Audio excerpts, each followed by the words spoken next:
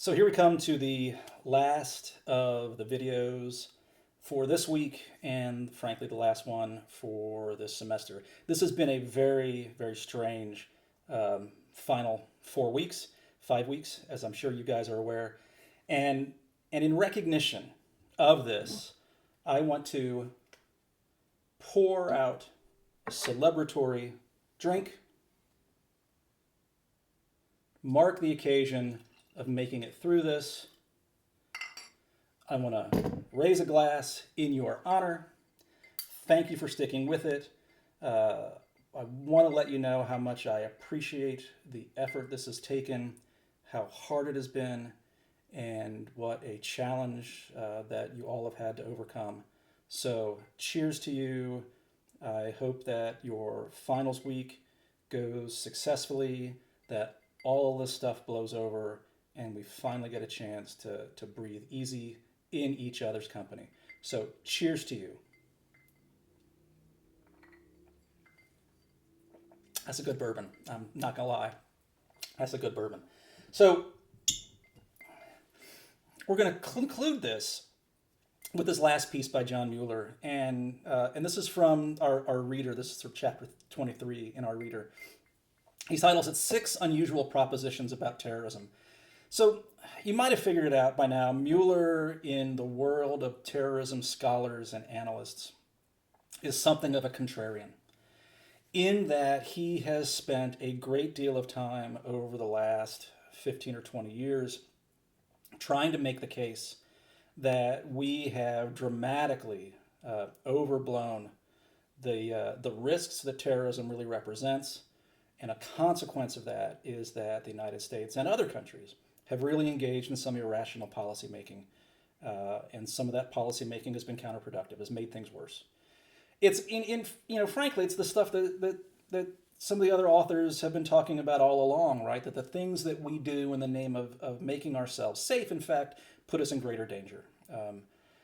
Either by triggering backlash or by imposing all kinds of costs and just all that sort of stuff. Mueller has been really sort of leading that kind of charge to say, hey, we need to really think in serious, rational way about what the actual risks are and what's reasonable given those risks. And so these six propositions are a part of that message that he's trying to get across. By the way, Mueller is at Ohio State University, and he was the very first one of the Meadowbrook Lecture in International Affairs speakers that we had when we started that program several years ago here at OU. He was our very first speaker, and it was a great evening in which he talked a lot about the very things that we'll be talking about, and I'll be talking to you about in this little short video. So, what Mueller wants to do is to challenge some of the basic conventional wisdom about terrorism. So he does this with these six, what he calls unusual propositions. And here's the first. He says that terrorism generally only has limited direct effects. It does little actual damage. And the likelihood of any individual becoming a victim is microscopic. He says since the 1960s, as many Americans have been killed by lightning as have been killed by international terrorism. Now he says, look, CBRN terrorism could do very real damage, but no one's figured out how to do it, even when they've wanted to. And even 9/11, which has been the most devastating terrorist attack on U.S. soil ever, that was remarkably low tech and could have happened far sooner. Just no one had the bright idea that Khalid Sheikh Mohammed had to hijack airliners and turn them into flying cruise missiles. Just no one had thought of it until he did. Could have happened any time since the advent of jetliners and skyscrapers, but it didn't. So what's the bottom line on this? He says policy has to consider the capacity of terrorists to act, not just their intent. Our policy has to be based on what they can actually do, not what in their most fevered imaginations they might want to do. I'm going to give you one anecdote from that talk he gave. Just because I haven't mentioned Northern Ireland in any of these videos this week. So one of the things that he pointed out was that even in places where terrorism is a constant daily phenomenon, like Northern Ireland in the 1970s and 1980s, that the odds of actually being hurt in a terrorist attack were tiny for the average citizen of Northern Ireland, even in cities like Belfast, where there was an epicenter. In fact, when I was there in one of the first research trips, I had lunch with a fellow who was from basically an upper middle class Protestant background, and I asked him, and I didn't even have to ask him. He sort of volunteered that for him the experience of the Troubles in Northern Ireland was really something he saw on the television. It was unfortunate pictures on the TV, and it was inconvenience when he couldn't get in the city center to go shopping or to his favorite restaurant. It hardly touched his life at all. And he was somebody living in the city that was at the center of the greatest levels of violence during that period of 30 some years of conflict. So that's the bottom line, right? Terrorism, is as bad as it is, really has very limited effects. And so if we're going to make policy about it, we ought to do so recognizing that is simply the reality of it. So here's the second proposition, and that is that the costs of terrorism very often come mostly from fear and the consequent reaction or overreaction it characteristically inspires. Now, this is true in lives. Look at what Russia did to Chechnya in response to terrorism there. Look at the loss of lives as a consequence of U.S. military actions in Afghanistan and Iraq. Not just American lives, but Afghan lives and Iraqi lives. A huge human toll as a consequence of a military, what I think Mueller would describe as a military overreaction to an event that frankly has killed now a third of the number of people who've died over the last 2 weeks as a result of this coronavirus epidemic. Countless loss of lives. This doesn't factor in the monetary costs of waging a global war on terrorism. The enormous sums of money that the United States has spent in the wake of 9/11, all of that funds that could have been spent in other ways. So the costs of terrorism, typically, Mueller says, come from fear and the resulting reaction and overreaction that fear inspires. The third proposition is that the terrorism industry, yes, the terrorism industry, is a part of the terrorism problem. There are vast sums of money to be made by stoking fear and selling solutions. And this means that we fall back on what he calls worst case fantasies to justify research programs, policy initiatives, and the spending that it takes to cover all that. And he says where we need clear analysis of the real risks to the American public, what we instead are offered is fear-mongering, and much of it borders on hysteria. Yes, the United States is vulnerable to terrorism, just like any society. But it is hardly vulnerable to collapse as a consequence of even an extreme act of terrorist destruction. Even a radiological dirty bomb sent off on Wall Street would not mean the end of the United States. In fact, you could argue that the economic damage might even be less than the economic damage we're likely to suffer as a result of what we're living through right now. We're looking at right now job losses that are on par with, if not greater than, the job losses during the Great Depression.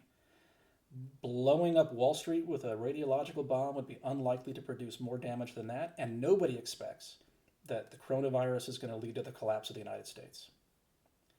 Fourth proposition: policies designed to deal with terrorism should focus more on reducing fear and anxiety as inexpensively as possible, rather than on objectively reducing the rather limited dangers terrorism is likely to actually pose.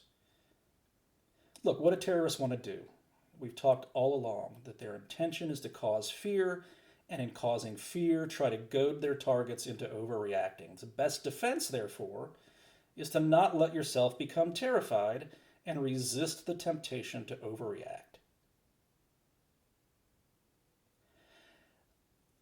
So this is a problem about understanding limitations. This does not mean that we don't engage in judicious policing or that sensible protective measures aren't possible. But fear and anxiety is misplaced, unjustified, counterproductive, and frankly dangerous. In other words, recognize the real risks and deal with them accordingly. And here's the fifth proposition, and this is a tricky one. He says doing nothing, or at least refraining from overreacting after a terrorist attack, is not necessarily unacceptable. Now, look, politicians may fear a public backlash if they don't act decisively in the wake of an attack. That's part of the premise behind Silk's sort of revenge-driven cycle of violence that he cautions so strongly against. Politicians might believe they have no choice. But experience actually suggests that politicians can successfully ride it out. They can ride out the demands for vengeance if they say the right things, if they make the obligatory and frankly cheap expressions of outrage, if they say the right things, if they are appropriately sympathetic, if they focus on remediation, if they focus on managing the damage and taking care of victims, you can ride out not overreacting. And so here's the last proposition. He says, despite everything, despite what he believes is U.S. overreaction, the American campaign against terrorism has generally gone rather well. As the other readings for this week pointed out, there have been no other 9/11 scale attacks in the United States in the 19 years since it happened. This is despite every belief and expectation that they would. I remember teaching and obviously following all this stuff as this was happening. And there was the very real expectation that there would be a series of follow-on attacks. That if this could have happened, then certainly there must be Al-Qaeda cells in other parts of the United States, and that this would simply be the first of what would be a wave of devastating Al-Qaeda attacks in the U.S. None of that's happened. The overreaction that has certainly cost tens of thousands, if not hundreds of thousands of lives in Iraq and Afghanistan and Pakistan and elsewhere, that overreaction had the effect of essentially neutering some of these groups in ways that we, I think, didn't anticipate. It didn't make them disappear, but it certainly destroyed their capability of easily striking at the United States, and it led most of them, if not all of them, to refocus their efforts on what Timothy Noah talked about as the near abroad. So, despite it all, we seem to have come out pretty well. The downside, as Mueller pointed out in the other pieces and some of the other authors for this week also acknowledge, is that there are still risks. And terrorism is a phenomenon that will not be extinguished. What we need to be as students and scholars and analysts and potentially someday security professionals is to be clear-eyed about what the real risks are and to be clear-eyed in understanding our own limitations in dealing with them. And with that, cheers to you, congratulations, and I hope that the end of your semester goes better than these last 5 weeks have.